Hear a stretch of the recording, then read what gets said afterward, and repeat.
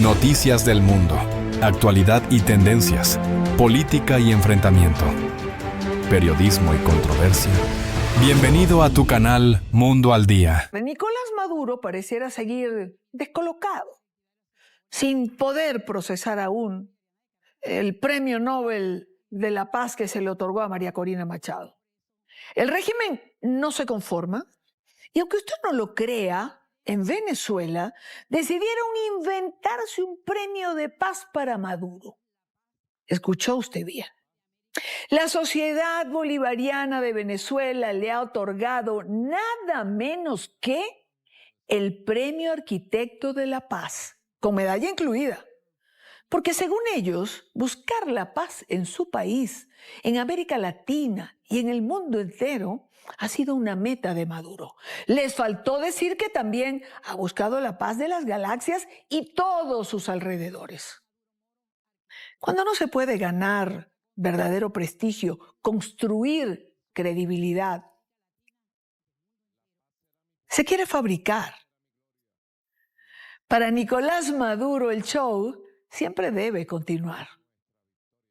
Presidente, permítame, por unanimidad, la Junta Directiva de la Sociedad Bolivariana de Venezuela y la Sociedad Bolivariana de Caracas, porque usted es un caraqueño ejemplar, luchador, y por eso lo hemos designado Arquitecto de la Paz. Arquitecto de la Paz. Presidente Nicolás Maduro Moro, Arquitecto de la Paz. Amén. Porque usted es el que ha construido y le debemos la paz de Venezuela y de América Latina y del mundo entero. La paz será mi puerto, la paz será mi gloria, la paz será cuanto deseo y la paz será siempre nuestra victoria. ¿Puede hablar de paz o aspirar a algún tipo de reconocimiento relativo a la paz quien mantiene presos a más de 1,000 ciudadanos tan solo por pensar diferente? ¿Puede ser reconocido como pacifista quien condena a un adolescente de 17 años a 10 por terrorismo e instigación al odio? La única paz que Nicolás Maduro ha promovido es la paz de los sepulcros. No hay otra. Muertos y desaparecidos, según la ONG de Derechos Humanos Provea, por ejemplo, en los 10 primeros años de Maduro, de 2013 a 2023, las fuerzas de seguridad habrían asesinado al menos, oiga bien, a 10.085 personas. También documentó Provea 1.652 casos de tortura y miles de tratos crueles o denigrantes en otros ciudadanos. ¿Arquitecto de la paz? ¿De qué paz? ¿A quién engañan o a quién pretenden engañar? Porque ya no engañan a nadie. Quiero darle la bienvenida a Gustavo Tovar, activista en derechos humanos, venezolano, escritor, director de la serie documental La Peste, entre otros. Muchas cosas que ha hecho Gustavo, como estar en Oslo los dos hace unos días, y ya vamos a hablar de eso, pero no puedo dejar de preguntarte de entrada por esta mamarrachada, una más de las que el régimen se inventa. Gustavo, bienvenido, buena tarde. ¿Cómo estás, Idania?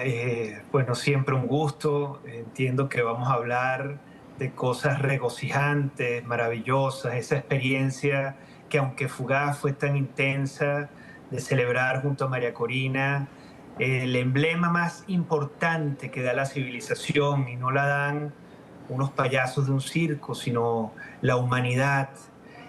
Hoy el nombre de María Corina acompaña el de la Madre Teresa de Calcuta, al de Martin Luther King, al del Dalai Lama y al de grandes espíritus que han iluminado el cielo oscuro de la tiranía en la civilización y en la humanidad. Así que ese gran regocijo en donde nos vimos, bueno, obviamente tú trabajaste de sol a sol, fue una experiencia que jamás olvidaremos y que nos acompañará en la sonrisa y sobre todo en la renovación de la fe y la esperanza que se vivió en en la iluminación de las calles de Oslo. Pero bueno, atendiendo a, como llamas tú, la mamarrachada, el circo.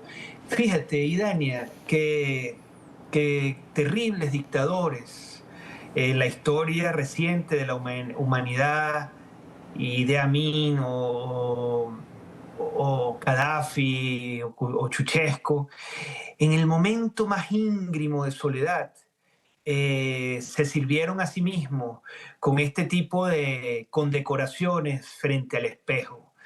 Porque los héroes, Idania, llegan de la batalla con cicatrices y los dictadores intentan llenar ese vacío de la maldad, de la crueldad que han causado en la humanidad y en donde han generado tantos héroes como han generado la heroicidad de María Corina, con la vacuidad de una condecoración ficticia. Es un circo, es un trágico circo que ha hecho, que finaliza así con un momento de daño irreparable que trataremos de reinventar, pero con la soledad del crimen, con la soledad de saberse a sí mismo aislado e intentando generar esta noción de que se les aprecia, ¿no?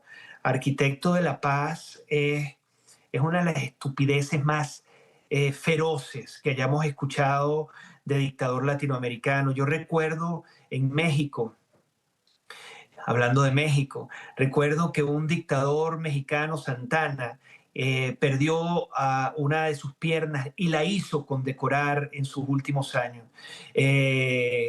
Yo creo que lo que está condecorando Maduro en su soledad es su ignominia, el arquitecto de la más perversa y trágica dictadura que haya conocido América desde que somos estados independientes. Entonces, bueno, lástima del circo, pero insisto, los feroces dictadores del siglo XX siempre en sus últimos días condecoraban su soledad y su ignominia. Estamos asistiendo a ese evento, ese circo chavista que pone fin al drama que tanto él como Chávez y toda su manada de criminales nos causaron. Pero nosotros sonriamos con regocijo porque lo que hemos vivido ha sido celebrado por el mundo, no por unos mamarrachos, payasos de plaza pública dominguera como lo que vimos ahí, que acaban de transmitir en la televisión. Es verdaderamente terrible, pero vamos a quedarnos con lo que realmente nos tenemos que quedar. Estos días he intentado o he conversado con varias personas de las que estuvieron allá y con las que logramos compartir. Y siempre comienzo con una pregunta que igual es la que te quiero hacer. ¿Qué te dejó Oslo? ¿O qué trajiste, qué te llevaste de Oslo y de toda esa experiencia maravillosa que tuvimos? Mira, fíjate que yo estoy escribiendo un artículo para mañana, lo voy a escribir, que se llama Oslo en 4 tiempos. Como Oslo fue nutrida de la musicalidad espléndida de nuestra querida Gabriela, a quien tú y yo disfrutamos de manera muy personal y la hicimos jugar con nosotros como primitos que se reencuentran interpretando todo tipo de música venezolana en momentos tan espectacularmente bellos. Por eso escribí eso. Y 4 tiempos como un preludio. El preludio es una memoria del horror que hemos vivido, de las cárceles, de los asesinatos, de los disparos en la cabeza de niños soñadores, de las torturas más crueles e infames, de la sodomización de la justicia. Es el preludio del primer tiempo de Oslo para mí, que fue la tensión de que llegaba o no llegaba, la tensión del escape, de saber que estaba la mujer más reconocida probablemente hoy del planeta, del planeta, no solo de América, del planeta, la Premio Nobel de la Paz, tenía que camuflajearse para transitar los terrenos de la tiranía más feroz que se haya conocido en las Américas, y tenía que hacerlo en el sigilo, escondida. Entonces, esa tensión que posteriormente generó un escape, sin entrar en los detalles del escape, y la llegada esperada a la ceremonia que no se dio. Sin embargo, ya saber que estaba sana y salvo aligeró la carga emocional del día de la ceremonia, y alcanzamos una ceremonia sublime en donde Danny Ocean interpretó de manera maravillosa el alma llanera y la pieza para Venezuela, y luego el fabuloso, inolvidable y parteaguas discurso del presidente del Nobel, que rompe con el esquema de la victimización que todo premio Nobel ha merecido, la mayoría de ellos, ¿sabes?, como víctimas de un horror. Y aquí básicamente articuló para mí un cambio de paradigma en una María Corina que es demócrata, que es republicana, que ha hecho todos los esfuerzos institucionales posibles para lograr la libertad, y que en la agonía de no encontrar vías, hace un llamado a la conciencia final de la civilización y de los pueblos para unir esfuerzos para liberar a Venezuela de la peor crimen, el peor régimen criminal que hayamos conocido. Entonces, ese discurso, insisto, habrá que hacer un trabajo, Idania, especial sobre lo que significa en el pasado del Nobel de la Paz y en el presente y en el futuro del Nobel de la Paz. Luego de la ceremonia, un tercer tiempo que convocaré, obviamente es el regocijo, es la fruición de abrazarla, de compartir con ella, de encontrarnos con la amiga, con la mujer, con el ser humano, entre lágrimas, entre palabras agrupadas en el pecho y en el alma, así, en la garganta, quedarnos en el vacío del abrazo y el llanto. Esa fugacidad tan hermosa que vivimos, yo creo que queda impregnada en cada célula de nuestro espíritu, en cada célula de nuestra alma, como un momento de fundación, porque fuimos tan felices, tan intensamente felices, que yo dudo que algún día como nación encontremos momentos tan intensos, tan semilla de ese país que vamos a hacer. Yo en la caminata que hicimos, Idania, y donde estuvimos juntos, yo cuidaba, entre otros, porque todos estábamos cuidando, sobre todo los hombres, no quemar a nadie, porque estábamos todos, éramos muy agrupados, ¿no? Eso fue un momento muy bello, nos tocó en un momento caminar, y recuerdo que estaba Leonardo Padrón, sí. Su esposa, estaba Nelson con Alexandra, estaba Carla, estábamos ahí en una para Criti con Marcela, o sea, una cosa tan lúcida, tan hermosa, en donde la vela de la esperanza se vinculaba con la luz artificial de la Navidad. Eso fue un momento que yo me imagino que tú tampoco olvidarás, de tal nivel de regocijo y de entusiasmo que yo creo que fue sembrador. Y por último, la visión.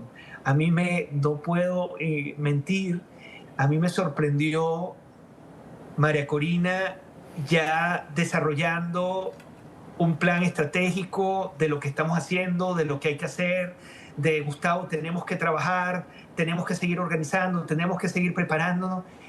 Eso fue también, ¿sabes? tiene 1 año y medio en el cautiverio. Bueno, es que durmió casi 45, además lo dijo, ¿no? A las 3 de la mañana estábamos ahí en la calle y a las 8 de la mañana la vimos y además dijo, dormí 45 minutos, pero estoy contenta y activa. Sí, no, y a mí en un momento de solaz, de tranquilidad, me dijo, Gustavo, ¿cómo está la organización? ¿Cómo estamos haciendo esto? ¿Estamos preparados?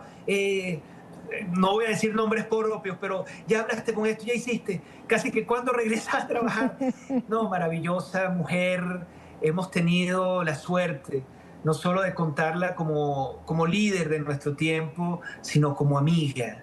Sí. Porque no solo nos ha guiado con su antorcha de luz, la antorcha de luz que encarna como espíritu, nos ha guiado en este momento, este largo invierno y tan oscuro que es el chavismo, sino su fraternidad, su cariño, su expresividad, algo tan humano, tan renacentista, ¿sabes?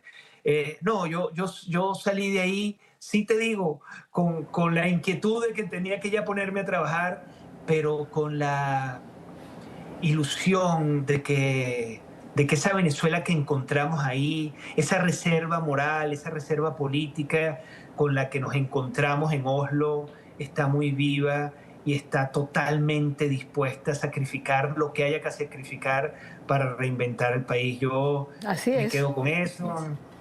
Me quedo con una memoria íntima que quiero compartir, ese abrazo que nos dimos las maravillosas Tamara Sujú y Dania Chirinos, Gabriela Montero, ¿sabes? Pura efeméride, por la pleyada de las estrellas y este servidor, este romántico que ustedes abrazaron y abrazan con esta gran hermandad que nos une. Un momento muy hermoso, previo a que Gabriela empezara a tocar. Sabes que, es decir, son momentos que van a quedar con nosotros para toda la vida. Y ha sido un privilegio ser testigo en primera persona de todo lo que pasó allí y vivirlo entre nosotros, que hemos compartido tanto a lo largo de estos años, y vivirlo con ella, con María Corina.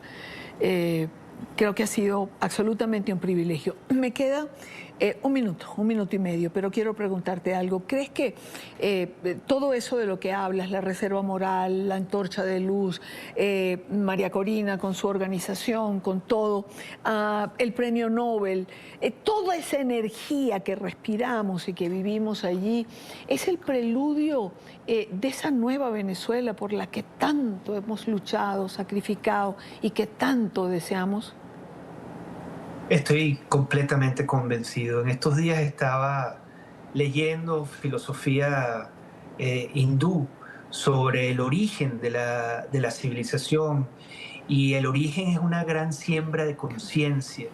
Yo creo que María Corina, en cada abrazo, en cada palabra, y no solo ella, porque insisto en recordar aquel momento en donde Tamara, Gabriel, tú y yo nos abrazamos, junto a quien fue el que le notificó a María Corina que se había ganado el Nobel. Fueron tantos abrazos de una gran ilusión por reinventar a Venezuela. ¿Sabes? Te interrumpo porque hay una coincidencia, ya no sé con cuál de los invitados de estos días me decía que el símbolo de Oslo y el símbolo de estos días había sido justamente el abrazo. Yo creo que fue eso. Sí. Es una gran fraternidad. Venezuela nace con las ideas de la Ilustración, y la Ilustración es fraternidad, igualdad y libertad.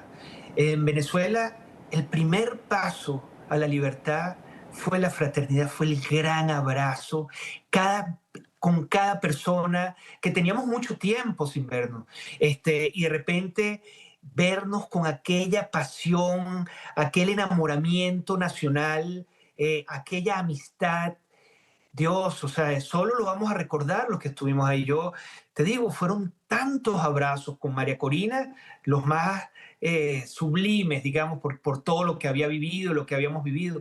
Pero entre nosotros, Idania, entre políticos, entre activistas sociales, artistas, yo creo que fue el gran abrazo de la siembra. Ahora habrá que lograr la igualdad frente a la ley, luchando por la libertad, en esta gran alianza que estamos haciendo con nuestros aliados históricos del pueblo norteamericano, y luego la libertad para conseguir una democracia en donde la familia venezolana vuelva a sonreír, como lo hicimos en Oslo, donde el compromiso no sea la corrupción, el latrocinio, sino, coño, el amor, la fraternidad, los derechos, las libertades, la vida.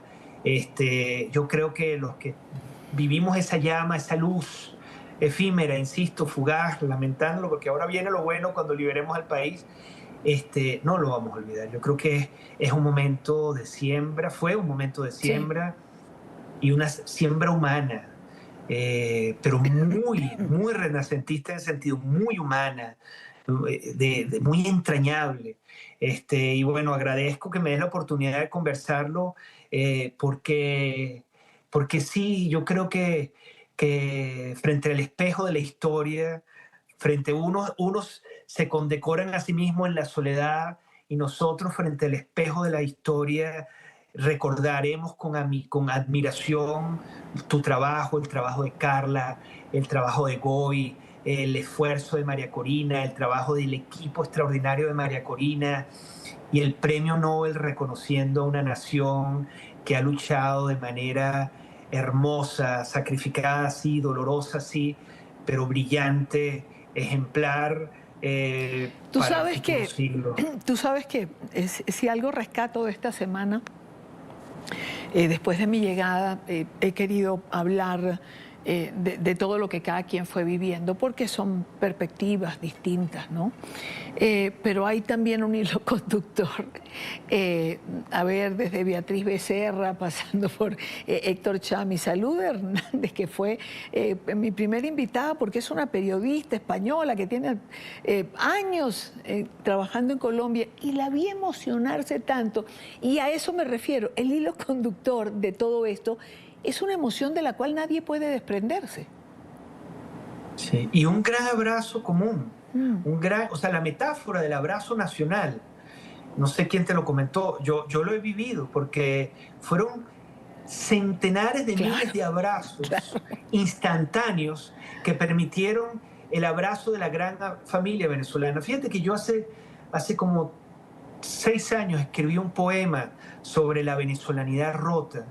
Yo escribí que Hugo Chávez lanzó sobre el espejo de la patria venezolana una piedra que nos hizo estallar en pedazos, y los pequeños pedazos del espejo venezolano quedaron esparcidos por el mundo.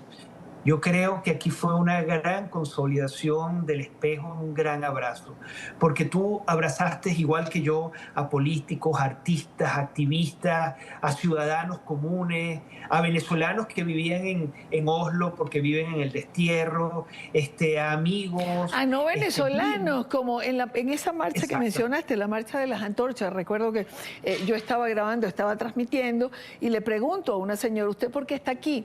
Y me contesta, porque tengo que acompañar a mis hermanos venezolanos, porque soy panameña, pero los quiero acompañar porque merecen la libertad. Entonces fue un abrazo como general, como bien tú dices. Sí. Americano, sí. América para los americanos en el mejor sentido. Fíjate, Héctor Chávez, que lo mencionaste, gran amigo, gran luz intelectual en esta oscuridad de tiempo, pero así Cayetana, con la que, bueno, nos fuimos a ver el Grito de Monche, a hacer un gran pacto histórico por Hispanoamérica.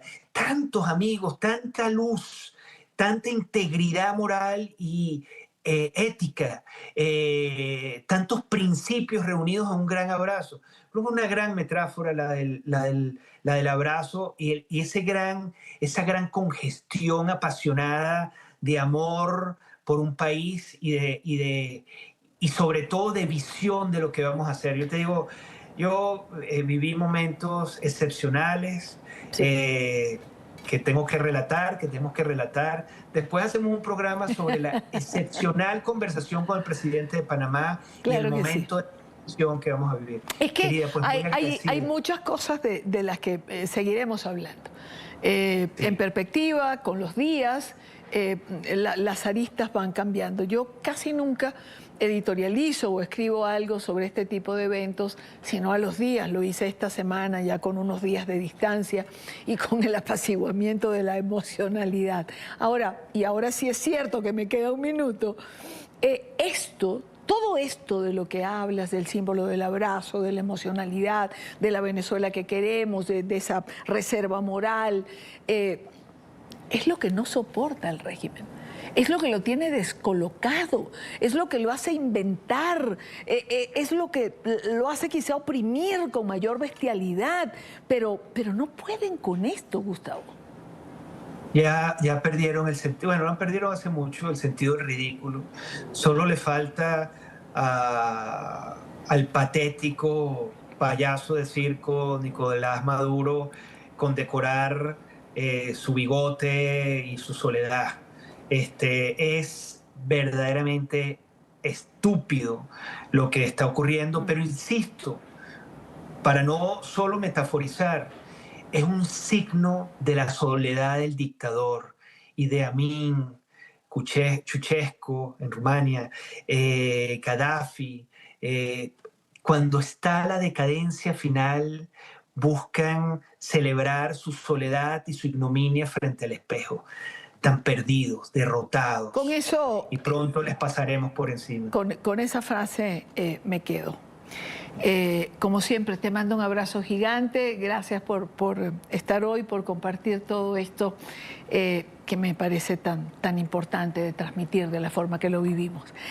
De todas maneras hablamos, así que no te voy a desear una feliz Navidad, solo te mando un gran abrazo. Igual, como el que nos dimos allá. Exactamente. Con nuestra Madre Gabriela, inolvidable. Con la misma emoción. Gracias, Gustavo. El jefe de la diplomacia de Estados Unidos, Marco Rubio, afirmó que la política de Washington hacia Venezuela está orientada a garantizar la estabilidad y la seguridad regional, así como a proteger los intereses estadounidenses. Señaló además al régimen de Nicolás Maduro de mantener vínculos con Irán, Hezbollah y el narcotráfico. Además aseguró que el ELN y disidencias de las FARC operan abiertamente en territorio venezolano.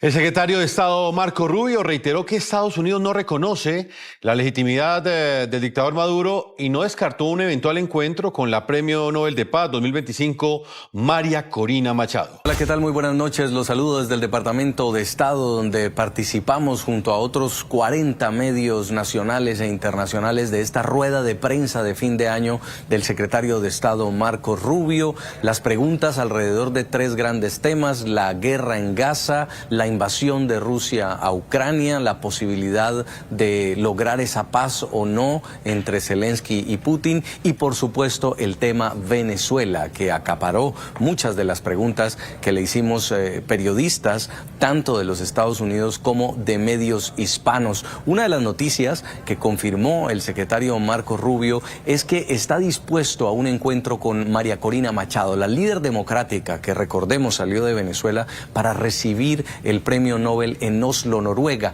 Dijo el secretario Rubio: en algún momento ella vendrá a Estados Unidos y estoy seguro de que habrá un encuentro. Esto respondió a NTN 24. ¿Habló con María Corina Machado? ¿Tiene pensado recibirla en Washington? No está nada programado. Yo creo que ella todavía está en Oslo. Pero obviamente yo he hablado con ella mucho en el pasado. Preguntó por María Corina Machado. Creo que todavía está en Noruega. Estoy seguro de que habrá un encuentro. Vendrá a Estados Unidos en algún momento y yo obviamente he hablado con ella muchas veces a lo largo de los años. También le preguntamos al secretario Rubio por la orden del régimen de Maduro a buques de su armada de escoltar a barcos petroleros que salen de las costas venezolanas. Recordemos que el presidente Donald Trump ordenó un bloqueo total a los buques que están transportando petróleo sancionado, luego de la incautación de uno de esos buques también que estaba saliendo de Venezuela. Le preguntamos al secretario Rubio qué pasaría si llega esa armada del régimen a escoltar un buque sancionado, porque los 4 buques que habían salido hasta ahora no aparecían en la lista de sancionados. Dijo el secretario de Estado que no hay nada que pueda impedir que Estados Unidos haga cumplir la ley. Como bien han dicho, creo que salieron 4 buques ayer, que ninguno de los 4 eran sancionados, y no no existe nada que vaya a impedir nuestra habilidad de poder enforzar las leyes de Estados Unidos en términos de los buques que son sancionados. Tampoco nos preocupan los 4 botes ayer que fueron escoltados por los supuestos buques de la supuesta armada. Esos botes no estaban sancionados, pero no impedirán nuestra habilidad para hacer cumplir las leyes estadounidenses. No nos preocupa. En los botes sancionados tenemos la capacidad necesaria para hacer cumplir nuestras leyes. Tenemos una orden judicial y la vamos a ejecutar y no habrá nada que nos lo impida hacerlo. Lo que sí evitó hacer referencia el secretario de Estado durante toda la rueda de prensa y evadió preguntas y comentarios sobre el tema es sobre una salida de Nicolás Maduro del poder y si este plan que está llevando a cabo, esta operación contra los narcoterroristas en el Caribe y en el Pacífico, tiene como objetivo deponer a Maduro.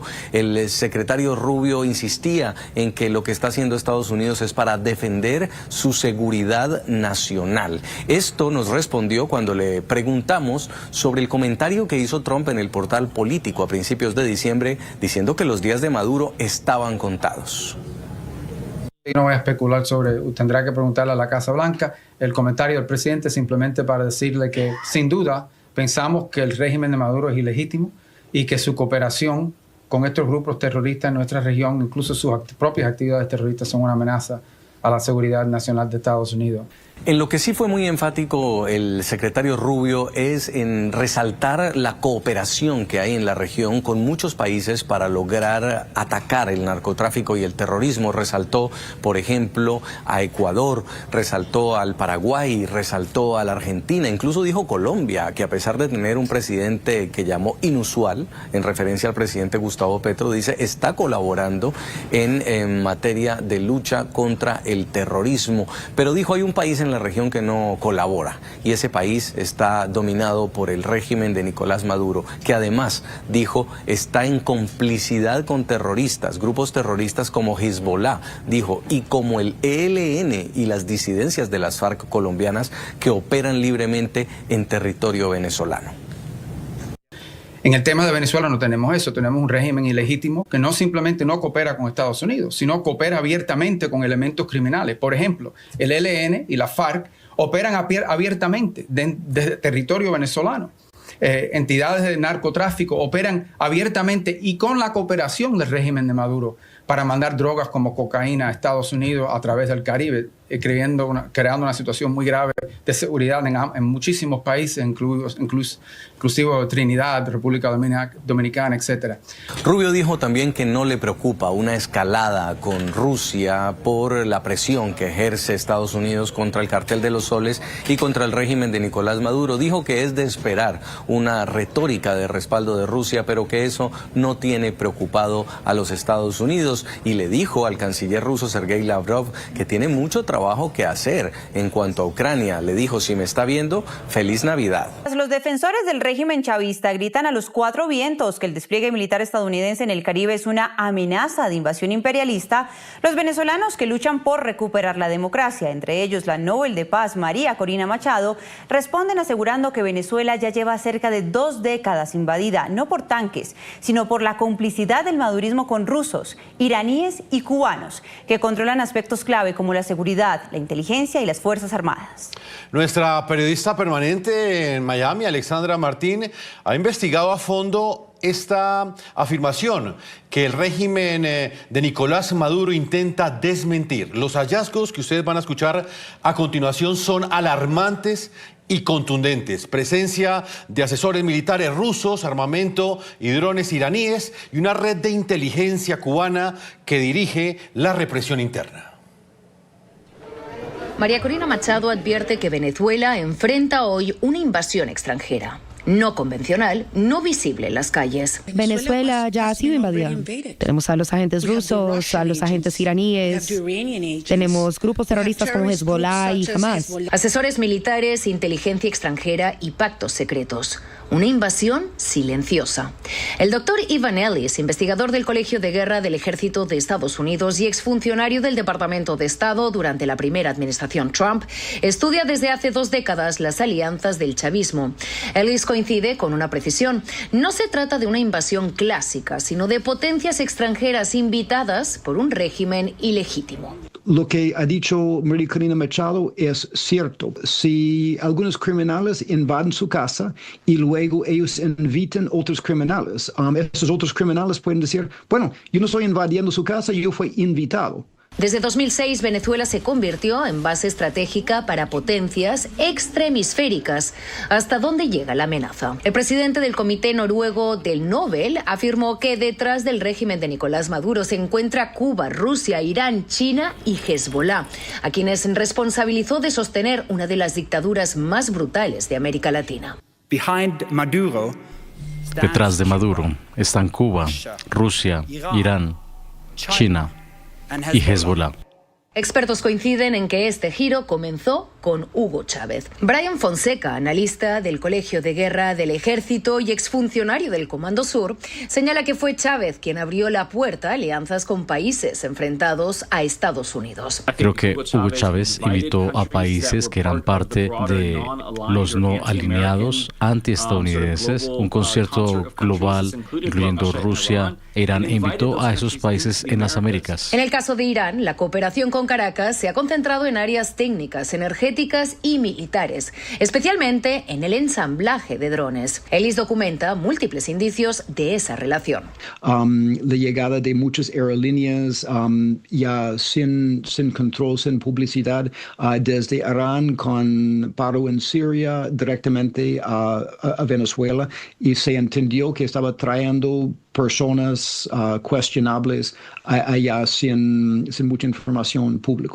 Yo creo que había un total de más de 270 acuerdos entre Irán y Hugo Chávez. En 2017, una investigación reveló la existencia de una red de pasaportes venezolanos emitidos en Bagdad a ciudadanos de Siria, Irán e Irak, algunos con presuntos vínculos con Hezbollah. Ese ha sido históricamente parte del análisis, que Venezuela ha creado un ambiente pasivo para que Hezbollah, respaldado por Irán, así como las fuerzas Quds, que son parte de la Guardia Revolucionaria iraní, poniendo a Venezuela como un medio para trasegar hacia la región como parte de los intereses iraníes. Desde Washington, el secretario de Estado, Marco Rubio, ha denunciado reiteradamente la presencia de Hezbollah en territorio venezolano. Es la Guardia Revolucionaria e incluso Hezbollah que tienen presencia en América Latina y son ancla para agentes iraníes dentro de Venezuela. En noviembre de 2024, el ministro de Defensa iraní visitó Caracas para sellar un acuerdo de cooperación militar. Los convenios incluyen intercambios de oro venezolano por crudo iraní, esquivando sanciones internacionales. Lo que es evidente es la cooperación, por lo menos ahora mismo, la cooperación entre Venezuela e Irán, en particular en los drones. Mucho de la tecnología de drones y de tecnología militar ha venido directamente de Irán. Así como Venezuela estrechó vínculos militares con Irán, la relación con Rusia también se consolidó desde mediados de los años 2000, con contratos millonarios de armamento, asesoría técnica y mantenimiento permanente. Сотрудничество между Россией и Венесуэлой не направлено против третьих стран. La colaboración que se desarrolla entre Rusia y Venezuela no está vuelta contra ningún país tercero. Un informe del Analytic Outreach y de la Universidad Internacional de Florida señala que gran parte del armamento ruso adquirido por Caracas no puede operar sin apoyo técnico de Moscú, generando una dependencia estratégica. Al momento, Rusia ha avanzado unos $6.000 millones en armas para Venezuela para reconstruir su ejército. Y es que entre 2006 y 2014, Venezuela gastó $12.000 millones en armas rusas. Además, analistas documentan la presencia de contratistas rusos en sectores estratégicos como energía y minería. La presencia de Rusia, invitado por un gobierno básicamente no legítimo, pero invitado a hacer varios tipos, no solo contratos de petróleo, especialmente este hombre de inteligencia Igor Sechin y Rosneft, entre otros, pero también en cuanto a todas las armas, los $12.000 millones de armas rusos pagados por plata de Venezuela por exportación de petróleo de Venezuela, más los sistemas de de defensa aérea, así más de ayuda por parte de Rusia de estos mercenarios Wagner. Todo ello cobra nueva relevancia tras las declaraciones en la revista Warzone del jefe de inteligencia militar ucraniano, Kirilo Budanov, quien aseguró que Rusia mantiene desde inicios de 2025 una misión militar en Venezuela. Según Budanov, el general ruso Oleg Marakevich lidera la fuerza rotatoria denominada Equator Task Force, con unos 120 efectivos desplegados entre Caracas, Maracaibo, La Guaira y la isla de Aves. Hasta ahora, el gobierno de Estados Unidos no ha confirmado estas cifras. En el caso cubano, las denuncias apuntan a inteligencia, seguridad del Estado y al entrenamiento político y militar de la Fuerza Armada venezolana.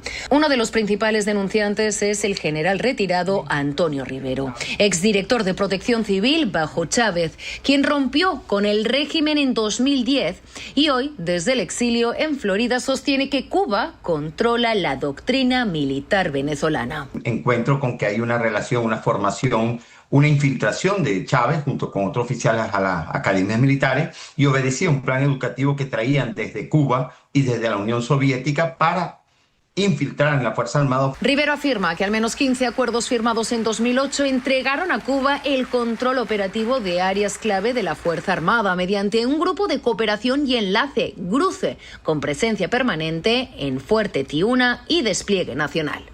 A partir de este momento, todo lo que digamos en estas cuatro paredes, por decirlo, en este espacio, es secreto de Estado, es confidencial y nada puede salir de acá.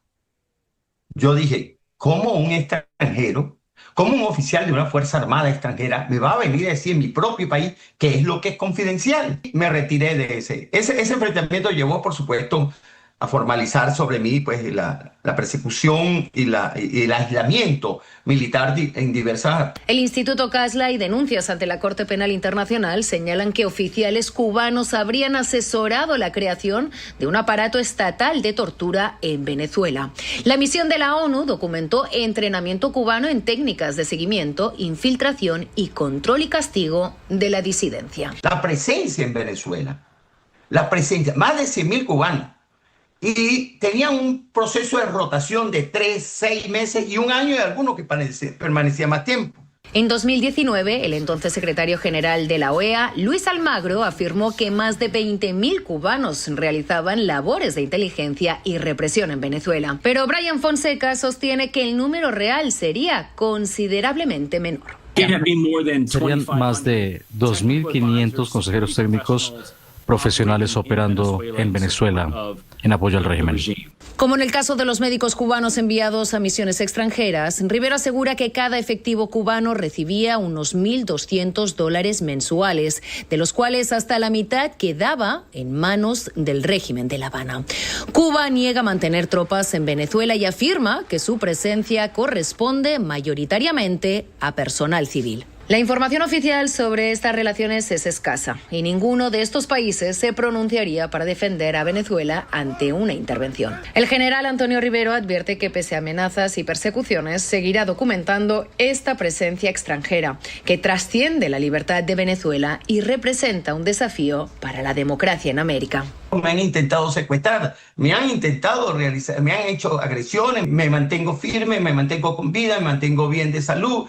Y puedo seguir y seguiré aportando cuanto pueda en esta causa que es la libertad de Venezuela. Yo digo, la libertad de Venezuela va a propender a la libertad de América. Mientras el régimen de Nicolás Maduro mantiene alianzas con potencias extremisféricas, cada actor actúa de manera distinta. Cuba controla la Fuerza Armada, bloqueando levantamientos internos. Rusia aporta asesoría y armas. Irán mantiene presencia táctica con tecnología y drones. Y China refuerza su influencia económica y política.